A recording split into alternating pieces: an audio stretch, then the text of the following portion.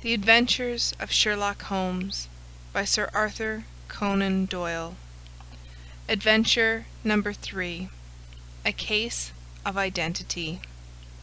"My dear fellow," said Sherlock Holmes, as we sat on either side of the fire in his lodgings at Baker Street, "life is infinitely stranger than anything which the mind of man could invent. We would not dare to conceive the things which are really mere commonplaces of existence.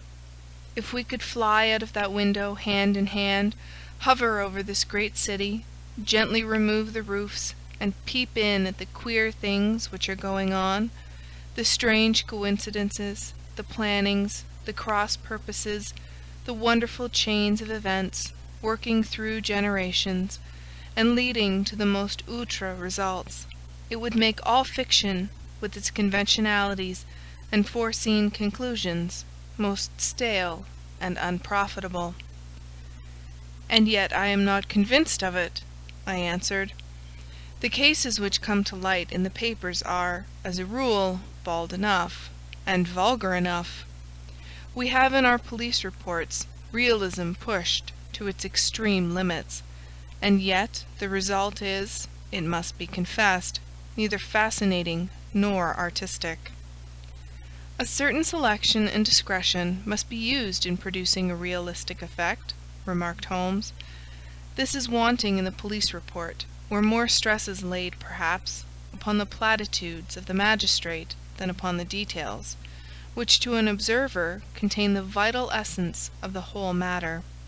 Depend upon it, there is nothing so unnatural as the commonplace." I smiled and shook my head.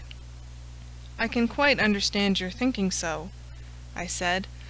"Of course, in your position of unofficial adviser and helper to everybody who is absolutely puzzled throughout 3 continents, you are brought in contact with all that is strange and bizarre. But here—" I picked up the morning paper from the ground. "Let us put it to a practical test. Here is the first heading upon which I come: 'A husband's cruelty to his wife.' There is half a column of print, but I know without reading it that it is all perfectly familiar to me.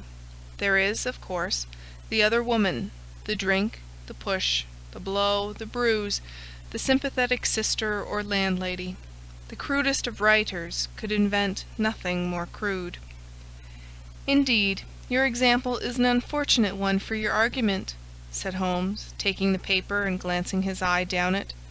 "This is the Dundas separation case, and, as it happens, I was engaged in clearing up some small points in connection with it. The husband was a teetotaler, and there was no other woman, and the conduct complained of was that he had drifted into the habit of winding up every meal by taking out his false teeth and hurling them at his wife, which, you will allow, is not an action likely to occur to the imagination of the average story-teller. Take a pinch of snuff, doctor, and acknowledge that I have scored over you in your example." He held out his snuff-box of old gold, with a great amethyst in the centre of the lid. Its splendour was in such contrast to his homely ways and simple life that I could not help commenting upon it. "Ah," said he, "I forgot that I had not seen you for some weeks. It is a little souvenir from the King of Bohemia in return for my assistance in the case of the Irene Adler papers." "And the ring?" I asked, glancing at a remarkable brilliant which sparkled upon his finger. "It was from the reigning family of Holland, though the matter in which I served them was of such delicacy that I cannot confide it even to you, who have been good enough to chronicle 1 or 2 of my little problems." "And have you any on hand just now?" I asked with interest. "Some 10 or 12, but none which present any feature of interest. They are important, you understand, without being interesting. Indeed, I have found that it is usually in unimportant matters that there is a field for the observation, and for the quick analysis of cause and effect which gives the charm to an investigation. The larger crimes are apt to be the simpler, for the bigger the crime, the more obvious, as a rule, is the motive. In these cases, save for one rather intricate matter which has been referred to me from Marseille, there is nothing which presents any features of interest.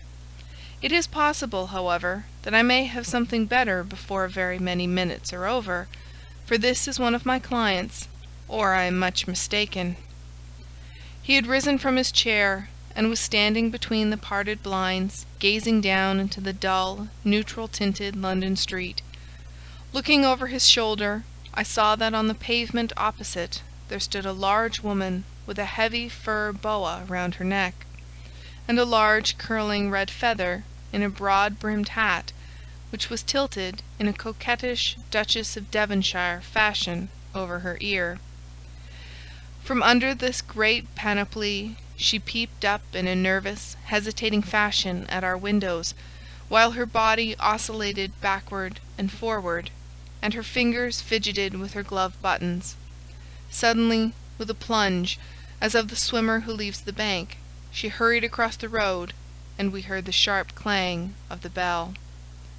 "I have seen those symptoms before," said Holmes, throwing his cigarette into the fire. "Oscillation upon the pavement always means an affaire de coeur. She would like advice, but she is not sure that the matter is not too delicate for communication. And yet, even here we may discriminate. When a woman has been seriously wronged by a man she no longer oscillates, and the usual symptom is a broken bell wire. Here we may take it that there is a love matter, but that the maiden is not so much angry as perplexed or grieved. But here she comes in person to resolve our doubts."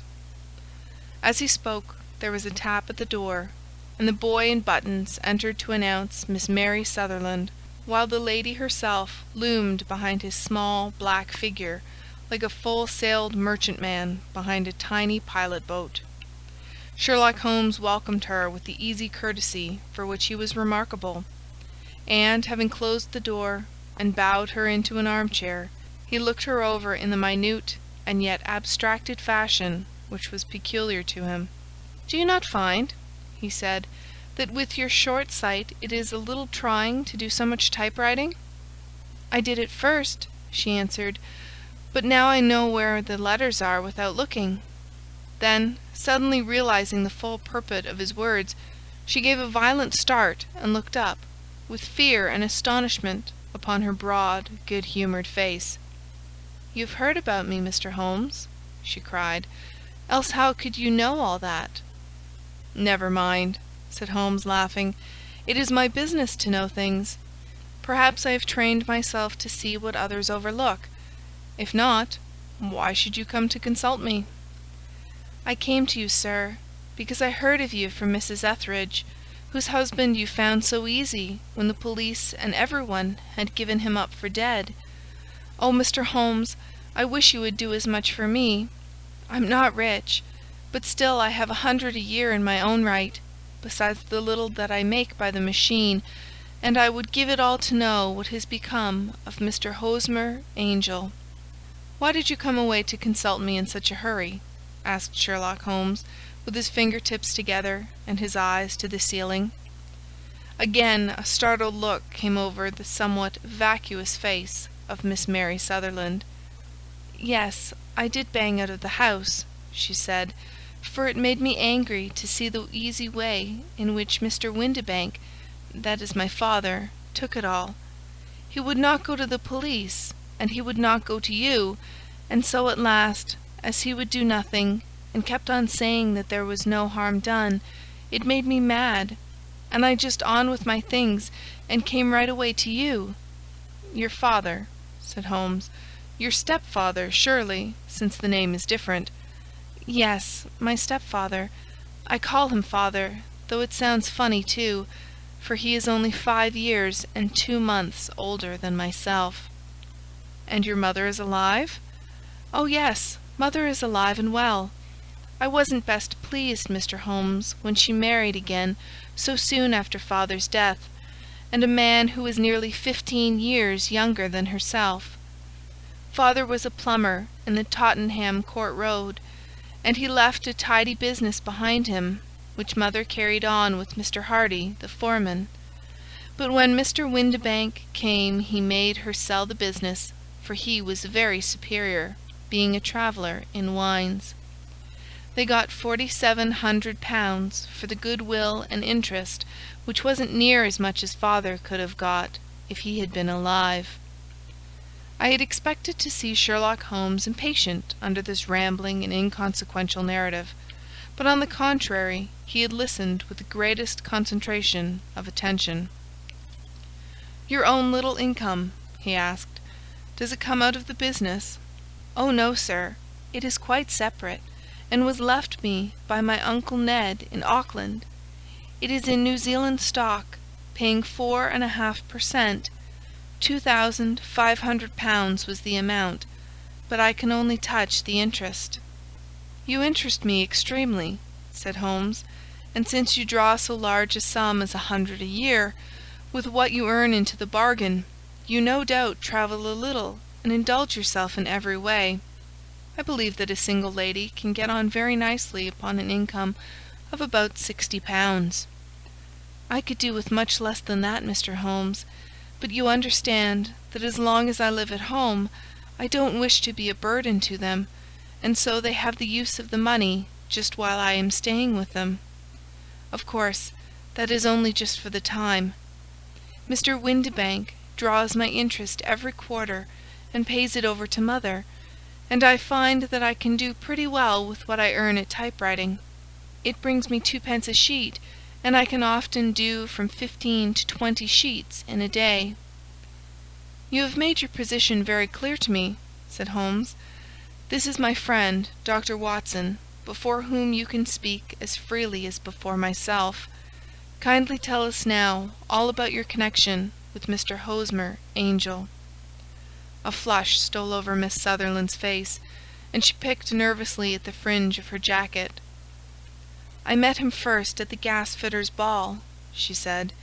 "They used to send father tickets when he was alive, and then afterwards they remembered us, and sent them to mother.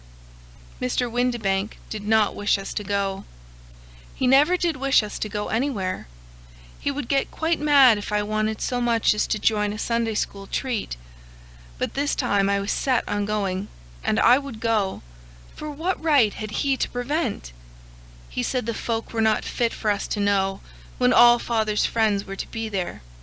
And he said that I had nothing fit to wear, when I had my purple plush that I had never so much as taken out of the drawer.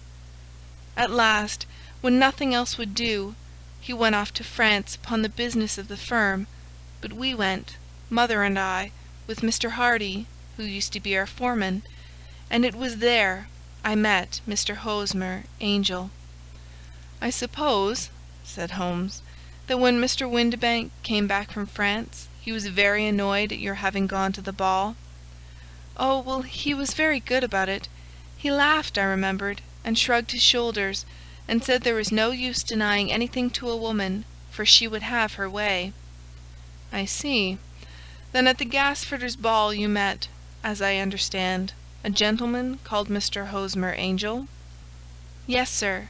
I met him that night, and he called next day to ask if we had got home all safe, and after that we had met him, that is to say, Mr. Holmes, I met him twice for walks, but after that father came back again, and Mr. Hosmer Angel could not come to the house any more." "No?" "Well, you know father didn't like anything of the sort. He wouldn't have any visitors if he could help it, and he used to say that a woman should be happy in her own family circle. But then, as I used to say to mother, a woman wants her own circle to begin with, and I had not got mine yet." "But how about Mr. Hosmer Angel? Did he make no attempt to see you?" "Well, father was going off to France again in a week, and Hosmer wrote and said that it would be safer and better not to see each other until he had gone. We could write in the meantime, and he used to write every day. I took the letters in the morning, so there was no need for father to know." "Were you engaged to the gentleman at this time?" "Oh, yes, Mr. Holmes. We were engaged after the first walk that we took. Mr. Angel, was a cashier in an office in Leadenhall Street, and—" "What office? That's the worst of it, Mr. Holmes. I don't know." Where did he live, then?" "He slept on the premises." "And you don't know his address?" "No, except that it was Leadenhall Street." "Where did you address your letters, then?" "To the Leadenhall Street post office, to be left till called for. He said that if they were sent to the office, he would be chaffed by all the other clerks about having letters from a lady, so I offered to typewrite them, like he did his, but he wouldn't have that, for he said that when I wrote them they seemed to come from me, but when they were typewritten, he always felt that the machine had come between us. That will just show you how fond he was of me, Mr. Holmes, and the little things that he would think of." "It was most suggestive," said Holmes. "It has long been an axiom of mine that the little things are infinitely the most important. Can you remember any other little things about Mr. Hosmer Angel?" "He was a very shy man, Mr. Holmes. He would rather walk with me in the evening than in the daylight, for he said that he hated to be conspicuous. Very retiring and gentlemanly he was. Even his voice was gentle.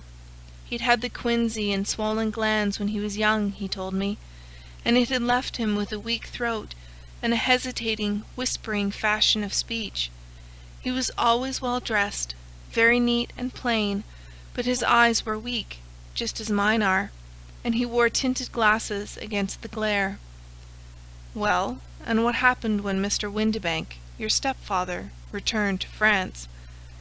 "Mr. Hosmer Angel came to the house again, and proposed that we should marry before father came back. He was in dreadful earnest, and made me swear, with my hands on the testament, that whatever happened I would always be true to him. Mother said he was quite right to make me swear, and that it was a sign of his passion.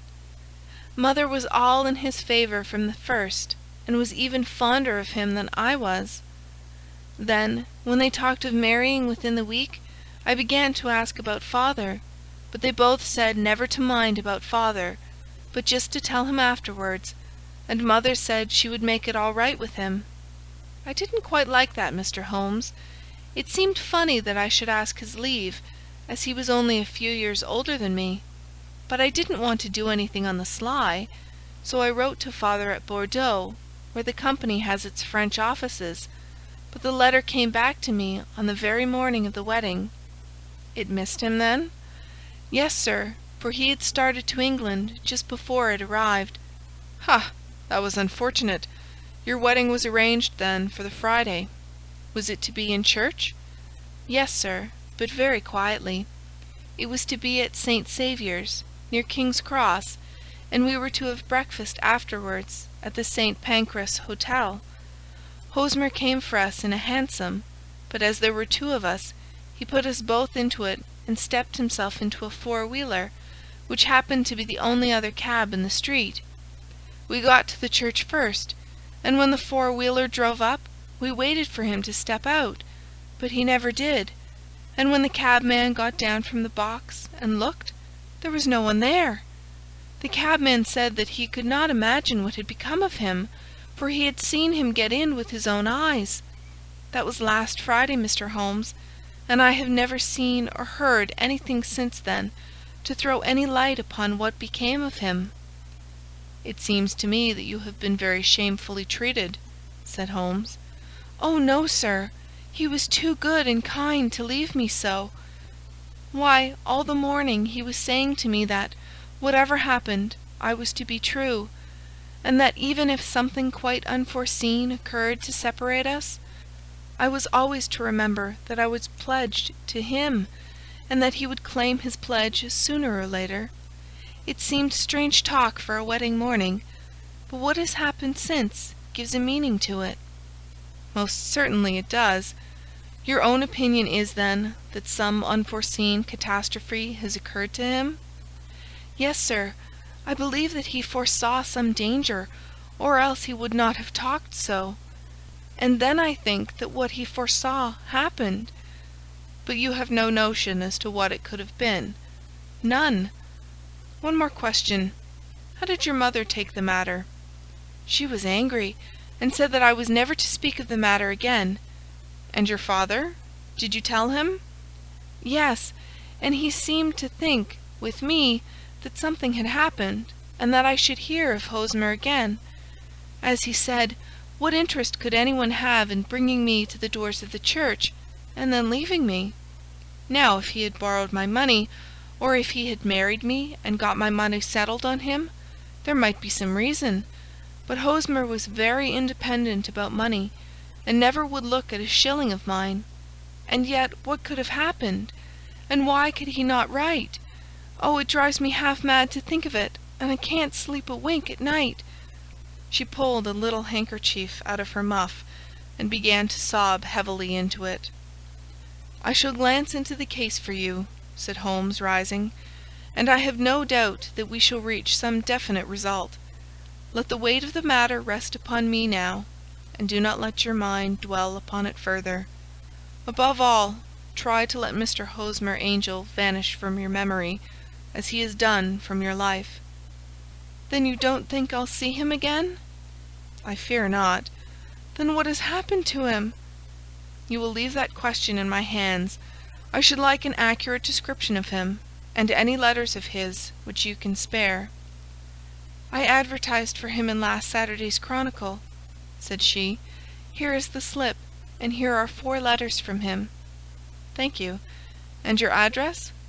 31 Lyon Place, Camberwell. "Mr. Angel's address you never had, I understand. Where is your father's place of business?" "He travels for Westhouse and Marbank, the great claret importers of Fenchurch Street." "Thank you. You have made your statement very clearly. You will leave the papers here, and remember the advice which I have given you. Let the whole incident be a sealed book, and do not allow it to affect your life." "You are very kind, Mr. Holmes, but I cannot do that. I shall be true to Hosmer. He shall find me ready when he comes back." For all the preposterous hat and the vacuous face, there was something noble in the simple faith of our visitor which compelled our respect. She laid her little bundle of papers upon the table and went her way, with a promise to come again whenever she might be summoned. Sherlock Holmes sat silent for a few minutes, with his finger-tips still pressed together, his legs stretched out in front of him, and his gaze directed upward to the ceiling. Then he took down from the rack the old and oily clay pipe, which was to him as a counsellor, and, having lit it, he leaned back in his chair, with the thick blue cloud-wreaths spinning up from him, and a look of infinite languor upon his face. "Quite an interesting study, that maiden," he observed. "I found her more interesting than her little problem, which, by the way, is rather a trite one. You will find parallel cases, if you consult my index, in Andover in '77. And there was something of the sort at The Hague last year. Old as is the idea, however, there were 1 or 2 details which were new to me, but the maiden herself was most instructive." "You appeared to read a good deal upon her, which was quite invisible to me," I remarked. "Not invisible, but unnoticed, Watson. You did not know where to look, and so you missed all that was important. I can never bring you to realize the importance of sleeves, the suggestiveness of thumbnails, or the great issues that may hang from a bootlace. Now, what did you gather from that woman's appearance? Describe it." "Well, she had a slate-coloured, broad-brimmed straw hat, with a feather of a brickish red. Her jacket was black, with black beads sewn upon it, and a fringe of little black jet ornaments. Her dress was brown, rather darker than coffee colour, with a little purple plush at the neck and sleeves. Her gloves were greyish, and were worn through at the right forefinger. Her boots I didn't observe. She had small, round, hanging gold earrings, and a general air of being fairly well-to-do in a vulgar, comfortable, easy-going way." Sherlock Holmes clapped his hands softly together and chuckled. "'Pon my word, Watson, you are coming along wonderfully. You have really done very well indeed. It is true that you have missed everything of importance, but you have hit upon the method, and you have a quick eye for colour. Never trust to general impressions, my boy, but concentrate yourself upon details. My first glance is always at a woman's sleeve. In a man it is perhaps better first to take the knee of the trouser. As you observe, this woman had plush upon her sleeves, which is a most useful material for showing traces. The double line a little above the wrist, where the typewriter presses against the table, was beautifully defined. The sewing machine of the hand type leaves a similar mark, but only on the left arm, and on the right of it farthest from the thumb, instead of being right across the broadest part, as this was. I then glanced at her face, and observing the dint of a pince-nez at either side of her nose, I ventured a remark upon short sight and typewriting, which seemed to surprise her. It surprised me. But surely it was obvious.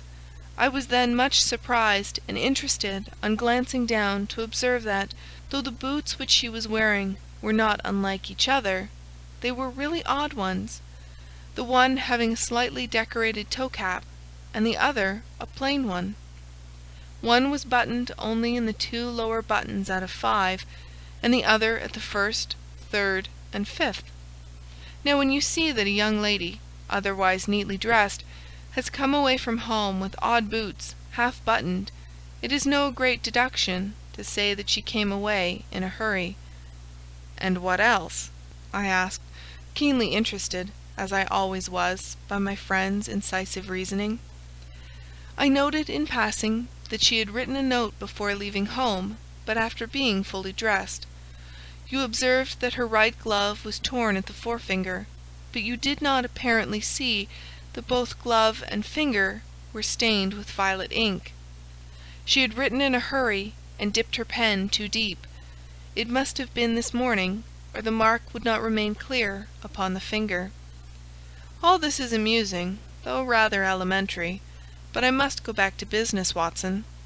Would you mind reading me the advertised description of Mr. Hosmer Angel? I held the little printed slip to the light.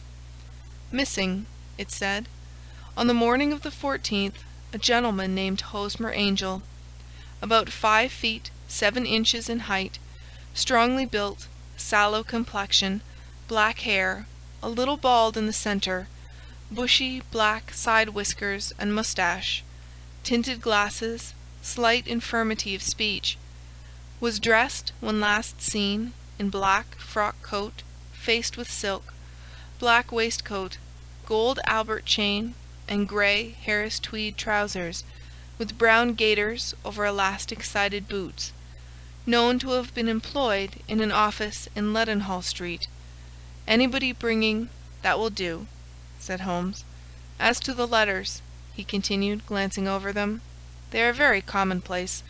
Absolutely no clue in them to Mr. Angel, save that he quotes Balzac once. There is a remarkable point, however, which will no doubt strike you." "They are typewritten," I remarked. "Not only that, but the signature is typewritten. Look at the neat little Hosmer Angel at the bottom. There is a date, you see, but no superscription except Leadenhall Street, which is rather vague. The point about the signature is very suggestive. In fact, we may call it conclusive."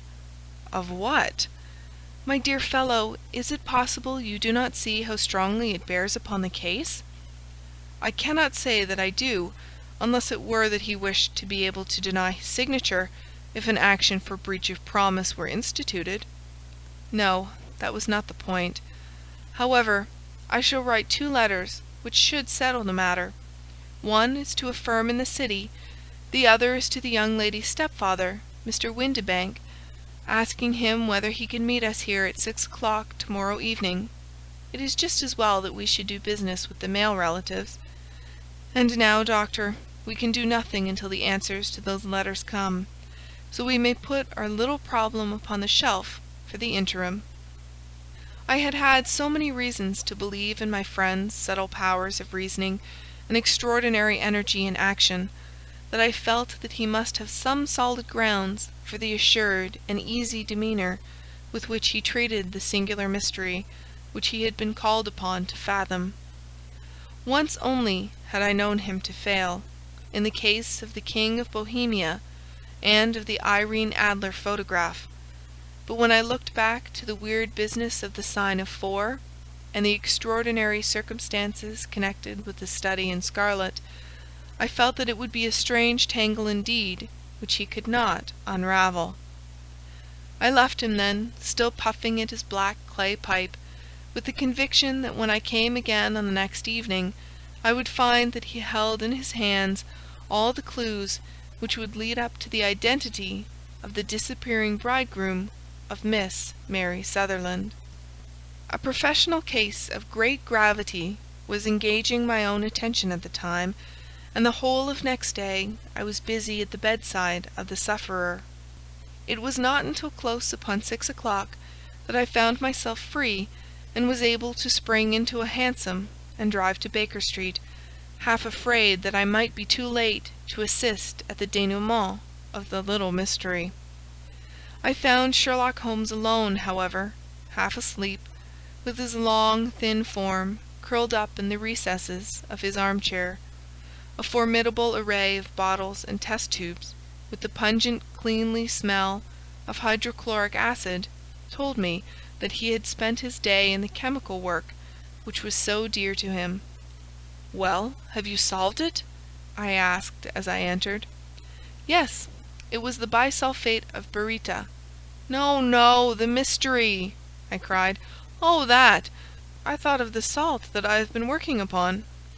There was never any mystery in the matter, though, as I said yesterday, some of the details are of interest. The only drawback is that there is no law, I fear, that can touch the scoundrel.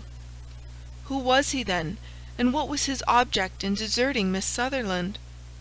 The question was hardly out of my mouth, and Holmes had not yet opened his lips to reply, when we heard a heavy footfall in the passage, and a tap at the door. "This is the girl's stepfather, Mr. James Windibank," said Holmes. "He has written to me to say that he would be here at 6. Come in." The man who entered was a sturdy, middle-sized fellow, some 30 years of age, clean-shaven and sallow-skinned, with a bland, insinuating manner, and a pair of wonderfully sharp and penetrating grey eyes. He shot a questioning glance at each of us, placed his shiny top hat upon the sideboard, and with a slight bow sidled down into the nearest chair. "Good evening, Mr. James Windibank," said Holmes. "I think that this typewritten letter is from you, in which you made an appointment with me for 6 o'clock?" "Yes, sir. I am afraid that I am a little late, but I am not quite my own master, you know. I am sorry that Miss Sutherland has troubled you about this little matter, for I think it is far better not to wash linen of the sort in public. It was quite against my wishes that she came, but she is a very excitable, impulsive girl, as you may have noticed, and she is not easily controlled when she has made up her mind on a point. Of course, I did not mind you so much, as you are not connected with the official police, but it is not pleasant to have a family misfortune like this noised abroad. Besides, it is a useless expense, for how could you possibly find this Hosmer angel?" "On the contrary," said Holmes quietly, "I have every reason to believe that I will succeed in discovering Mr. Hosmer Angel." Mr. Windibank gave a violent start and dropped his gloves. "I am delighted to hear it," he said. "It is a curious thing," remarked Holmes, "that a typewriter has really quite as much individuality as a man's handwriting. Unless they are quite new, no two of them write exactly alike. Some letters get more worn than others, and some wear only on one side. Now you remark in this note of yours, Mr. Windibank, that in every case there is some little slurring over of the E, and a slight defect in the tail of the R. There are 14 other characteristics, but those are the most obvious. We do all our correspondence with this machine at the office, and no doubt it is a little worn," our visitor answered, glancing keenly at Holmes with his bright little eyes. "And now I will show you what is really a very interesting study, Mr. Windibank," Holmes continued. "I think of writing another little monograph some of these days on the typewriter, and its relation to crime. It is a subject to which I have devoted some little attention. I have here 4 letters which purport to come from the missing man. They are all typewritten. In each case, not only are the E's slurred and the R's tailless, but you will observe, if you care to use my magnifying lens, that the other 14 characteristics to which I have alluded are there as well. Mr. Windibank sprang out of his chair and picked up his hat. "I cannot waste time over this sort of fantastic talk, Mr. Holmes," he said. "If you can catch the man, catch him, and let me know when you have done it." "Certainly," said Holmes, stepping over and turning the key in the door. "I'll let you know, then, that I have caught him." "What? Where?" shouted Mr. Windibank, turning white to his lips and glancing about him like a rat in a trap. "Oh, it won't do. Really it won't," said Holmes suavely. "There is no possible getting out of it, Mr. Windibank. It is quite too transparent, and it was a very bad compliment when you said that it was impossible for me to solve so simple a question. That's right. Sit down and let us talk it over." Our visitor collapsed into a chair, with a ghastly face and a glitter of moisture on his brow. It's not actionable," he stammered. "I am very much afraid that it is not. But between ourselves, Windibank, it was as cruel and selfish and heartless a trick, in a petty way, as ever came before me. Now let me just run over the course of events, and you will contradict me if I go wrong." The man sat huddled up in his chair, with his head sunk upon his breast, like one who is utterly crushed. Holmes stuck his feet up on the corner of the mantelpiece, and, leaning back with his hands in his pockets, began talking, rather to himself, as it seemed, than to us. "The man married a woman very much older than himself for her money," said he, "and he enjoyed the use of the money of the daughter as long as she lived with them. It was a considerable sum for people in their position, and the loss of it would have made a serious difference. It was worth an effort to preserve it. The daughter was of a good, amiable disposition, but affectionate and warm-hearted in her ways, so that it was evident that with her fair personal advantages and her little income, she would not be allowed to remain single long. Now her marriage would mean, of course, the loss of 100 a year. So what does her stepfather do to prevent it? He takes the obvious course of keeping her at home and forbidding her to seek the company of people her own age. But soon he found that that would not answer forever. She became restive, insisted upon her rights, and finally announced her positive intention of going to a certain ball. What does her clever stepfather do then? He conceives an idea more creditable to his head than to his heart. With the connivance and assistance of his wife, he disguised himself, covered those keen eyes with tinted glasses, masked the face with a moustache and a pair of bushy whiskers, sunk that clear voice into an insinuating whisper, and doubly secure on account of the girl's short sight, he appears as Mr. Hosmer Angel, and keeps off other lovers by making love himself. "It was only a joke at first," groaned our visitor. "We never thought that she would have been so carried away." "Very likely not. However that may be, the young lady was very decidedly carried away, and, having quite made up her mind that her stepfather was in France, the suspicion of treachery never for an instant entered her mind. She was flattered by the gentleman's attentions, and the effect was increased by the loudly expressed admiration of her mother.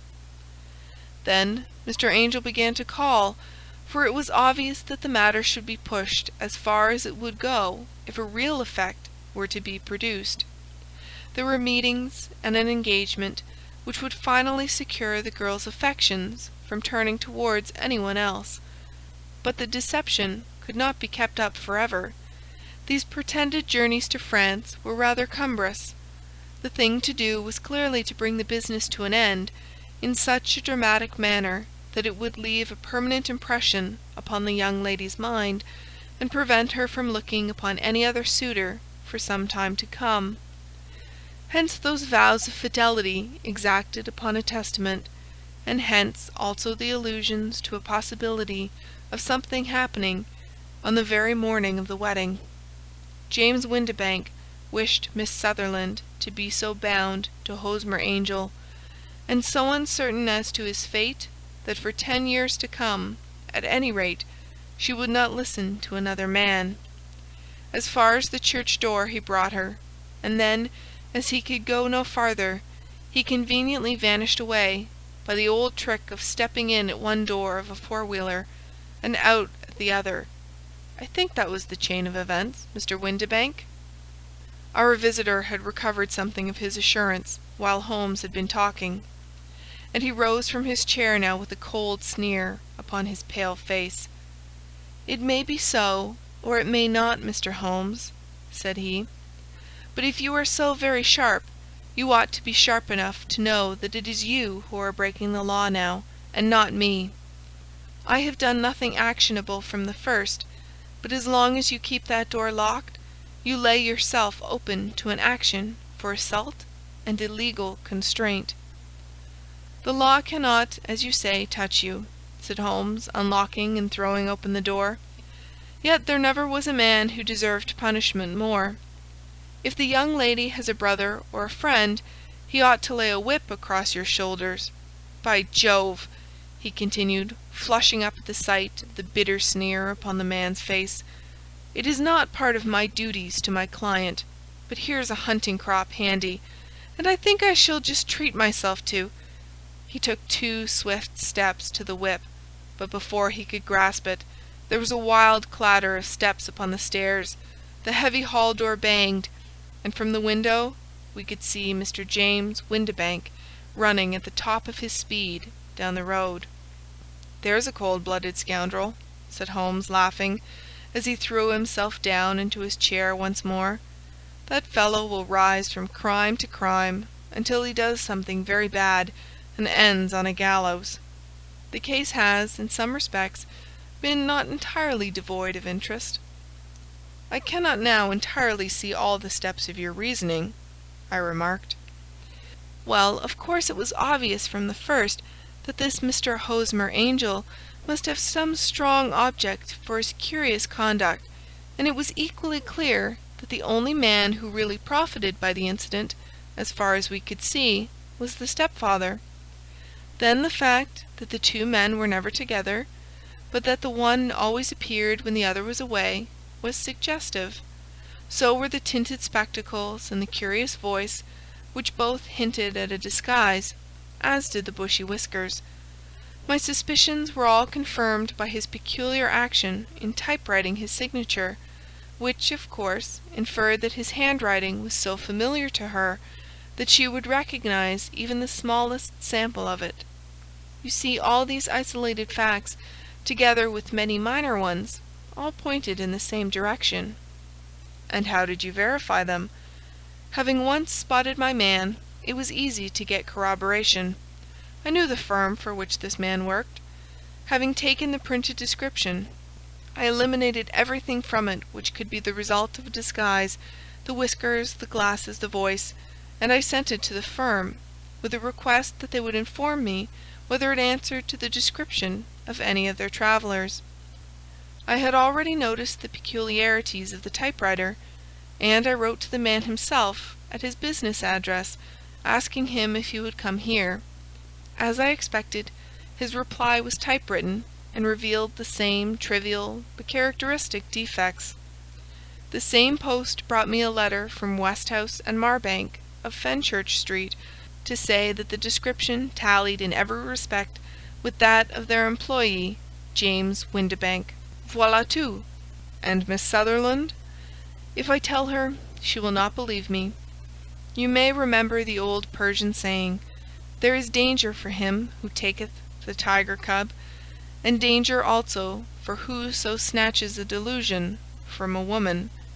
There is as much sense in Hafiz as in Horace, and as much knowledge of the world." End of Adventure 3.